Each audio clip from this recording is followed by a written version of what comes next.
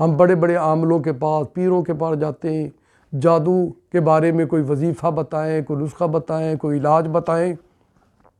یہ تو رب تعالیٰ نے اپنے محبوب کبریا کو علاج بتایا۔ سورۃ فلق، سورۃ ناس، یہ دونوں اکٹھی نازل ہوئی، ان کو معوذتین کہتے ہیں۔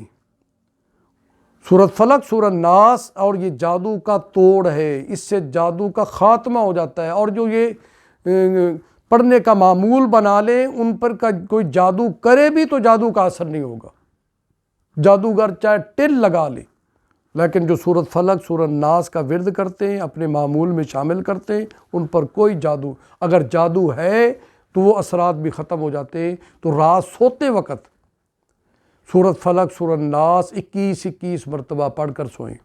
صبح اٹھتے وقت، نماز فجر سے پہلے یا بعد میں 21 مرتبہ آپ پڑھ لیا کریں۔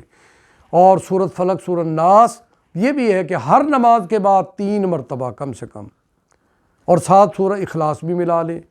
نماز فجر، نماز مغرب کے بعد تو ویسے ہی سنت ہے یہ آخری 3 صورتیں 3 مرتبہ پڑھنا، لیکن آپ یہ آخری تینوں صورتیں اگر ہر نماز کے بعد 3 مرتبہ پڑھیں، اور اگر جادو کے اثرات زیادہ محسوس ہوتے ہیں تو پھر 7 مرتبہ پڑھیں، اور رات کو سوتے وقت 100 مرتبہ پڑھ لیں، تو انشاءاللہ جادو تو کیا، جادو کا پاپ بھی بھسم ہو جائے گا، جادو کا بالکل ملیا میٹ ہو جائے گا، جڑ سے خاتمہ ہو جائے گا۔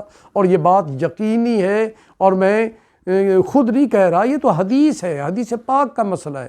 آپ جائیں سورۃ فلق، سورۃ ناس کے شان نزول کو پڑھیں کہ سورۃ فلق، سورۃ ناس جادو کے خاتمہ کے لیے اللہ نے نازل کی ہے۔ یہ ہمارے لیے بہترین تحفہ ہے، اللہ کی دی ہوئی بہت بڑی نعمت ہے، اللہ کی عطا کردہ نعمت ہے۔